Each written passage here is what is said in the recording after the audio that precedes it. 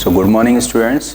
Today we are going to understand about the pointers and 2D arrays, or we can say we are going to see the relation between the two-dimensional arrays and pointers. So far we have already discussed about the arrays in detail. Like we know that array can be categorized in many categories like single dimensional array, two-dimensional array and multi-dimensional array. So now in this video we will see how we can relate this pointer with two-dimensional array. So I would like to say about the 2D array or two-dimensional array that it is nothing but this is the array of array, or we can say normally we focus or at the back end single dimensional array is there. So in this video let us see how it works. Again we will understand it with the help of the example, that how or what is the relation between this 2D array and the pointer. So let us consider a program. This is main, and we have taken a 2D array which is containing 10 elements, which is containing 2D which is containing 10 elements, because this is the array of 5 by 2, it means it is containing 5 rows and 2 columns. So we can also interpret it in a different way. So this 2D array is nothing but this, it is containing 5 1D arrays, means 5 single dimensional array, and each single dimensional array will contain 2 elements. So we can say this is, let us say the elements are 16, 9, then 75, 18, and then 5, 20, then 7, and then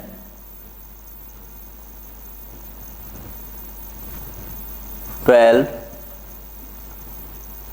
and then 14, and then 77. So it is containing 10 elements, and this is basically nothing but these are 5 single dimensional arrays. So this is first 1D array, this is second 1D array, this is third 1D array, this is fourth, and this is fifth. So we can say, and each 1D array or single dimensional array is containing 2 elements. So we can say this is the 0th 1D array, this is 1th 1D array, and this is 2th 1D array, this is 3th 1D array, and this is 4th 1D array. Because this 2D array can also be considered as it will contain 5 elements, and each element is containing again 2 elements. So each element is nothing but each element is also a single dimensional array, that we can see here. So we have given the elements of each 1D array. So in this way we can say the total elements which this 2D array can hold are 10 elements. Now one more important thing, if we are saying the name of this 2D array is, this is ages, So this edges, if we consider only this edges, it means this is the base address of this 2D array, or we can say this is the address of the first element in the 2D array. So let us see now further. Now we will declare a variable I, and then we will use a for loop I equals to 0, I less than equals to 4, because it is containing 5 single dimensional array. That's why we are taking the loop. We are starting from I equals to 0 and we are going up to 4, because this is here we are seeing that these are the 5 1D arrays, and then I plus plus. Now in this for loop we will simply print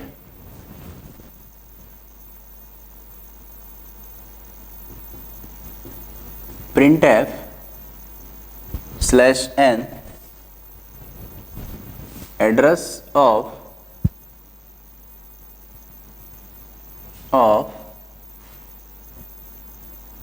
%d th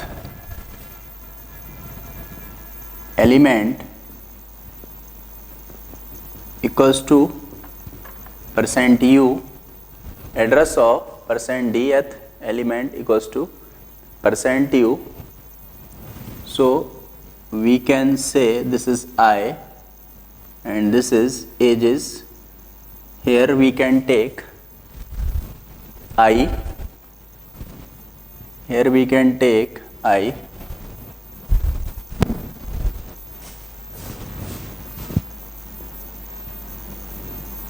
and then we will close it.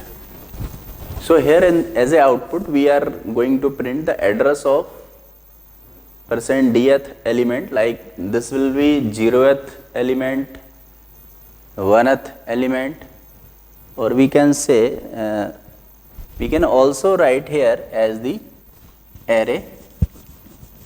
We can say this is 0th 1D array, because each element can be considered as the 1D array. So this will be 0th 1D array, 1th 1D array, 2th 1D array, and so on. Then this is, it will give the address of this. That's why we are taking %du here, and this is I. So this I is used for this like 0th, 1th, 2th, and then here we are using the edges. So this will give the base address. It can also be written like this. This will also be correct if we write here in our program. This is ampersand ages I. This is also correct. This will also work. Now in this way we can print. Now we will close the for loop and then the main. Now we can see its output. So how the output will come? We can see its output will be this is address of %d. So it will print 0th 1D array equals to, so it will give the address of this 1D array. So first of all it will print the base address. So this will be 65506 say, and then address of 1th 1D array, 1th 1D array, this will be 6 5 5 1 0, because each 1D array is containing 2 elements and it is of integer type, so there will be the gap of 4 locations. The first address or first location is 65506 and the second location will be after the 4 locations. That's why this is 65510. And the address of 2th 1D array, this is 65514, and then address of 3th 1D array, this will be 65518. 6, then 10, then 4, then 18, and the last one, address of 4th 1D array, this will be 65522. So these are the addresses of 5 1D arrays, or we can say this is the working of this form, means how we are passing this address. So here we are taking the base address and then this I will be incremented, and accordingly all the addresses would be printed. So here in this we can say this, if we are writing this as ages, it means this ages is nothing but this will hold the base address of the 2D array.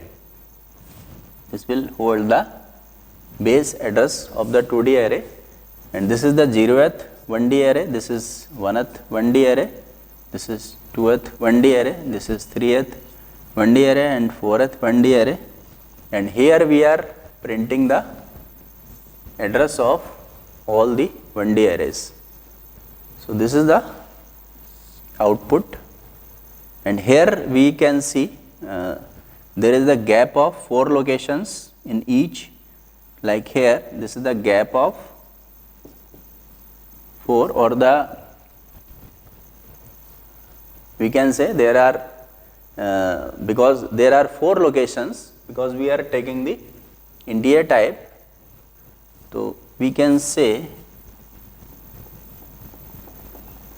the next location is, this is the gap of 4 locations in this output. So I hope that you would be benefited from this video. Thank you.